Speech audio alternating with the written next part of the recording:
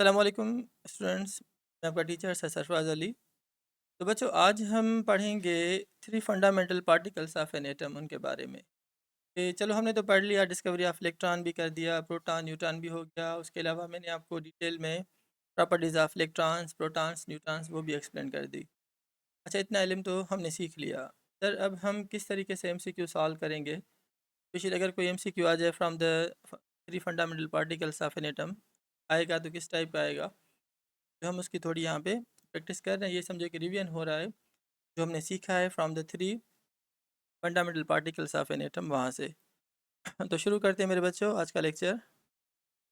कि अगर हम यहाँ पर देखें तो सबसे पहले जिस पार्टिकल की बात हम करेंगे वो होगा इलेक्ट्रॉन। ठीक है बाबा।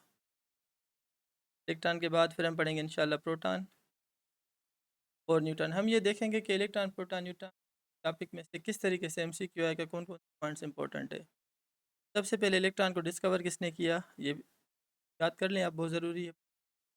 Electron was discovered by J Thomson in 1897। कभी साल भी पूछ लेते हैं, मगर mostly name of the scientist वो एग्जाम में पूछते हैं। Second one is a proton. चलो, प्रोटॉन को किसने डिस्कवर किया, इसमें थोड़ा डाउट डाउट था बच्चों को पहले। अब उम्मीद है कि इंशाल्लाह आपने समझ लिया होगा कि यूजिन गोल्डस्टेन ने पॉजिटिव पार्टिकल्स या केनाल रेस को डिस्कवर किया था, या एग्जिस्टेंस के बारे में हमें बताया था। किस साल में? 1886 में। जबकि जो प्रोटॉन जिसे आज हम कह रहे हैं ना प्रोटॉन, तो वो डिस्कवर हुआ था 1919 में बाय अर्नेस्ट रदरफोर्ड ने। क्या किया था इसने? अल्फा रेस की बम्बारमेंट कराई थी नाइट्रोजन के ऊपर, तो वहाँ से प्रोटॉन्स डिस्कवर हुए थे। क्लियर बाबा? 1920 में इसी अर्नेस्ट रदरफोर्ड ने इनका नाम रखा था प्रोटॉन। ये भी ग्रीक लैंग्वेज का वर्ड है जिसकी मीनिंग होती है फर्स्ट। अच्छा, तीसरा जो पार्टिकल है फंडामेंटल, जिसे हम कहते हैं न्यूट्रॉन।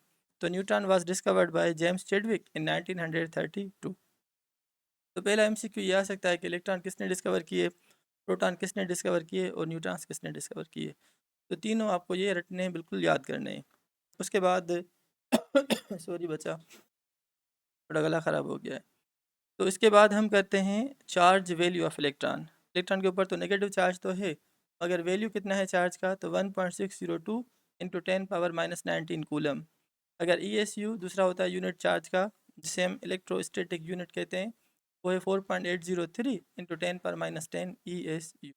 तो चार्ज का वैल्यू भी आपसे पूछ सकते हैं। मोस्टली अगर वो आपसे पूछेंगे ना तो कूलम में ले लेते हैं। ठीक है बाबा? मैंने ये आपको रटना है, एनी हाउ याद करना है। आ जाओ मास की तरफ, मास ऑफ इलेक्ट्रॉन। अच्छा, यहाँ पे हमने तीन पैरामीटर्स रखे हैं, किलोग्राम, ग्राम और एम यू। तो किलोग्राम में 9.11 इंटू 10⁻31 ग्राम में और एम यू में। तो इन तीनों में से आपसे पूछ सकते हैं कि mass of the electron, unit उनकी मर्जी है, भले किलोग्राम लिखें, ग्राम लिखें, एम यू, मगर आपको रटने हैं, बिल्कुल याद करने, इनमें से कोई भी एक आ सकता है। आ जाते हैं प्रोटॉन की तरफ। इलेक्ट्रॉन का ये रेशो भी याद करना, ये बहुत ज़रूरी है। कांस्टेंट वैल्यूज़ है, पहले इनको याद कर लें आप। ये 10⁻11 है, ये 10⁻7 है, तो 10⁻11 ज़्यादा होता है एज़ कम्पेयर टू 10⁻7। जो मैंने आपको पहले ही बता दिया था कि इलेक्ट्रॉन का मास कम है, इसीलिए ई एम वैल्यू ज़्यादा होगा। प्रोटॉन का मास ज़्यादा है, देखो ना यहाँ पे, मास ऑफ इलेक्ट्रॉन सबसे कम है 0.0055। फिर इससे ज़्यादा मास किसका है? प्रोटॉन का। फिर इससे और ज़्यादा मास किसका होता है? न्यूट्रॉन का। तो जिसका मास ज़्यादा होगा इलेक्ट्रॉन और प्रोटॉन को कंपेयर करें, तो इलेक्ट्रॉन का मास कम है, प्रोटॉन का मास ज़्यादा है। तो जिसका मास कम होगा उसका ई एम वैल्यू ज़्यादा होगा, 10⁻11। और जिसका मास ज़्यादा है जैसे प्रोटॉन, तो उसका ई एम वैल्यू कम होगा, 10⁻7। ये ज़बरदस्त पॉइंट है। तो ये समझो कि मैंने सम अप करके सारी most important points electron protons के जो वैल्यूज़ हैं स्पेशली, वो सारे मैंने इस स्लाइड में रख लिए हैं, ताकि ये तो रट लें। ये पूरे आपको याद करने हैं। अगर इस साल कोई एमसीक्यू आया फ्रॉम द प्रॉपर्टीज़ या values of electron, proton, neutron, तो इंशाल्लाह इसी स्लाइड में से होगा, इससे बाहर नहीं जाएगा। तो these are the three mass values, kilogram में, ग्राम में, एम यू में, किसके? प्रोटॉन के। तो उसके बाद न्यूट्रॉन का मास किलोग्राम में, मेरे बच्चों ग्राम में, और अपना एम यू में। क्लियर? ये भी याद कर लें। चार्ज तो है ही नहीं न्यूट्रॉन का, इसीलिए इसका चार्ज टू मास रेशो नहीं होगा। तो ये एक ज़बरदस्त पॉइंट है। जितनी भी जो मोस्ट इंपॉर्टेंट पॉइंट्स बुक्स में पढ़ी हैं मुख्तलिफ जगह पे, उन सब को मैंने कलेक्ट करके यहाँ पे एक स्लाइड में आपके साथ शेयर कर दी। तो this slide is very much important, आप इसको सेव कर लें। ठीक है बाबा? इसको इरेज कर रहा हूँ ताकि आपको स्लाइड अच्छे तरीके से फिर स्टाइल में मिल जाए। शाबाश, इसको सेव कर लें। इसका आप ले लें स्क्रीन शॉट। चलते नेक्स्ट टॉपिक की तरफ। तो मेरी नज़र में यहाँ से एक MCQ आएगा। ये सारे वैल्यूज़ आपको रटने हैं, एनी हाउ याद करने, सिर्फ प्रोटॉन के नहीं। ऐसे नहीं कि सर सिर्फ प्रोटॉन है सिलेबस है, सिलेबस को हम फॉलो करेंगे, नहीं। अगर कामयाब होना है तो इन पॉइंट्स को भी आपको समझना होगा, याद करना होगा, क्योंकि आपको फुल तैयारी करके जाना है। और फर्स्ट अटेम्प्ट इंशाल्लाह कैन बी द या will be the last attempt. इंशाल्लाह हो जाओगे ज़रूर कामयाब। सॉरी बच्चा। तो इलेक्ट्रॉन, प्रोटॉन, न्यूट्रॉन की खास बातें मैंने यहाँ पे डाल दी, स्पेशली जो उनके वैल्यूज़ होते हैं। अब अगर हम यहाँ पे देखें, कुछ इंटरेस्टिंग बातें डिस्कस करें कि जे थॉमसन इंग्लिश फिजिस्ट था, इसने इलेक्ट्रॉन्स को डिस्कवर किया। यूजीन गोल्डस्टीन जर्मन साइंटिस्ट था, इसने प्रोटॉन पॉजिटिव पार्टिकल्स जिन्हें हम केनार रेस कहते हैं उनको डिस्कवर किया था। अर्नेस्ट रदरफोर्ड जो न्यूजीलैंड में पैदा हुआ था, ब्रिटिश था, ने प्रोटॉन्स और न्यूक्लियस इन दोनों को डिस्कवर किया था। और जो जेम्स चैडविक है, he was an English scientist, इसने किसको डिस्कवर किया था? न्यूट्रॉन्स को। J Thomson, Goldstein, Ernest Rutherford और मेरे बच्चों जेम्स चैडविक। अच्छा, यहाँ पे भी एक इंटरेस्टिंग पॉइंट देखो, ये चैडविक है, जेम्स चैडविक, रदरफोर्ड और ये जे थॉमसन। तो जेम्स चैडविक क्या था? Student of Ernest Rutherford. Rutherford किसका स्टूडेंट था? J Thomson. तीनों बहुत लायकी बंदे थे। और इन दोनों, जे थॉमसन का स्टूडेंट कौन था? रदरफोर्ड। रदरफोर्ड का स्टूडेंट था जेम्स चैडविक। तो Chadwick the discover of neutron was the student of Rutherford. Rutherford discoverer of proton was the student of J. Thomson. The discoverer of electron या EM value जो हमें दिया, किसने दिया था? इसी J. थॉमसन। अगर ज़्यादा क्रेडिट अगर हम कहें ना, यहाँ पे इन तीनों को थोड़ा कंपेयर करें तो तीनों का तो कोई जवाब है ही नहीं। कर ये जो अर्नेस्ट रदरफोर्ड है, इसने प्रोटॉन्स का नाम, प्रोटॉन्स की डिस्कवरी में बहुत अच्छा रोल अदा किया, एटॉमिक नंबर में इसको डिस्कवर किया। और इसने प्रिडिक्ट किया था 1920 के एटम के पास ऐसा कोई न्यूट्रल पार्टिकल है जिसका मास प्रोटॉन के बराबर होगा, तब जाके mass of an atom balance होगा। एक बात और मैं आपको आगे बताता हूँ। ये देखो, ये दोनों, he is a father. J Thomson father था किसका? जीपी थॉमसन का, ठीक है ना, जॉर्ज पेगेट थॉमसन का। अच्छा, जे थॉमसन ने क्या कहा था? Electron is a particle. इसके ऊपर इसको नोबेल प्राइज़ मिला 1906 में in the field of physics. तो जीपी थॉमसन ने क्या कहा कि electrons will behave as a wave. तो इसीलिए इस बात पे इस जीपी थॉमसन को भी नोबेल प्राइज़ मिला था 1900। बाप और बेटे दोनों को नोबेल प्राइज़ मिला, अलग अलग बात पे। और आगे चल के एक दूसरा साइंटिस्ट है डी ब्रोई, से डी ब्रोगले भी कुछ टीचर्स कहते हैं। तो डी ब्रोई ने क्या कहा था? Dual nature of matter. ये matter sometime will behave as a particle and sometime will behave as a wave. ये एक्सपेरिमेंट्स हम कराते हैं, जैसे समझो कि कॉम्पटन या फिर प्रोडक्शन हो, वहाँ पे पार्टिकल बिहेव करता है इलेक्ट्रॉन। अगर हम पोलराइजेशन कराएं या डिफ्रेक्शन कराएं तो वहाँ पे ये बिहेव करते हैं।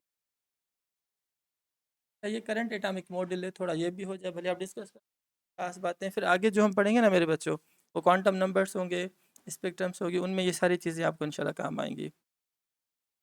तो modern model of atomic orbitals, और electron can be found at any moment or space around the nucleus. Bohr ने क्या कहा था कि एक फिक्स ऑर्बिट है, शेल है, जहाँ पे इलेक्ट्रॉन पाया जाता है। अगर अब हम 3D स्ट्रक्चर्स पे जा रहे हैं, एडवांस लेवल पे जा रहे हैं, तो न्यूक्लियस के बाहर शेल, शेल में सब शेल, सब शेल में ऑर्बिटल्स होते हैं। तो इलेक्ट्रॉन एक फिक्स शेल में नहीं होता, माना एक बहुत ज़्यादा वसी एरिया होता है, स्पेस होता है।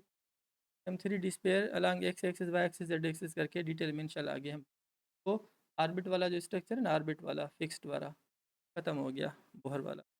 तो 1923 लुईस डी ब्रोगली, जो मैंने आपको कहा, is propose dual nature of that all particles behave like a wave to some extent. Particle तो हैं मगर कभी कभी वो वेव भी बिहेव करते हैं। अच्छा, इसको प्रैक्टिकली दो साइंटिस्ट थे, डेविसन, जर्मर, उन्होंने डिफ्रेक्शन की मदद से इस इलेक्ट्रॉन को बिहेव कराया as a wave.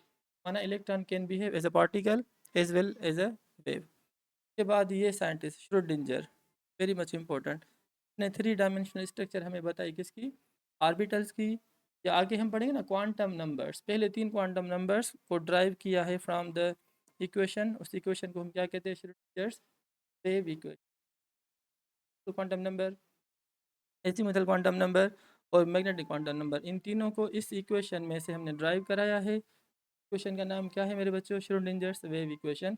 for 1 dimension and 3 dimension.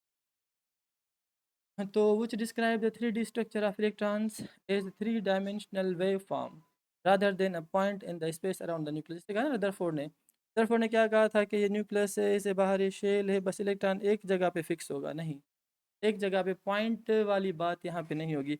Electron nucleus के बाहर कहाँ पे भी हो सकता है, along X axis, Y axis या अलॉन्ग जेड एक्सिस। तो ये सारी बातें किसने कही बहुत अच्छे तरीके से, श्रोडिंगर वेव इक्वेशन से। हमने quantum number is very much important. आगे इंशाल्लाह इसी आज या कल आपको वो चारों क्वांटम नंबर्स के भी इंशाल्लाह वीडियो लेक्चर्स मिल जाएंगे इंशाल्लाह। दस द प्लेनेटरी मॉडल जो बोहर ने दिया था, ये मीन्स एक शेल दूसरा शेल इस तरीके से सर्कुलर वाला कॉन्सेप्ट, अब यहाँ पे क्या हो गया, डिस्कार्डेड हो गया, ठीक है बाबा। Thus the planetary model of an atom started, the current model is able to explain atomic behaviour that previous models could not, a certain structural and spectral pattern of atoms larger than the hydrogen atom। में तो सारा वो mostly hydrogen के ऊपर काम कर रहे थे, लाइटेस्ट एलिमेंट। अब हाइड्रोजन के अलावा जो और भी एलिमेंट्स हैं 118, तो उन पे भी काम शुरू हो गया। तो अब जो बात होगी वो सब एलिमेंट्स के लिए होगी, सिर्फ हाइड्रोजन के लिए नहीं होगी। तो मेरे बच्चों ये था कुछ इंट्रोडक्शन। तो आगे हम नए नए टॉपिक्स पढ़ेंगे उन पे। तो उम्मीद है कि 3 फंडामेंटल पार्टिकल्स ऑफ एटम आपने अच्छे तरीके से समझ लिया। अगर बात आपको समझ में आ रही तो लाइक करें, सब्सक्राइब करें इस यूट्यूब चैनल सरफराज वीएन को, और जो दूसरे स्टूडेंट्स हैं उनको भी बताएं, ठीक है बाबा। अब इसके बाद जो हम पढ़ेंगे वो स्पेक्ट्रम ऑफ हाइड्रोजन होगा, मैक्स प्लैंक्स क्वांटम थ्योरी और चारों क्वांटम नंबर, उसके बाद फिर इलेक्ट्रॉनिक कॉन्फ़िगरेशन के कुछ रूल्स होंगे।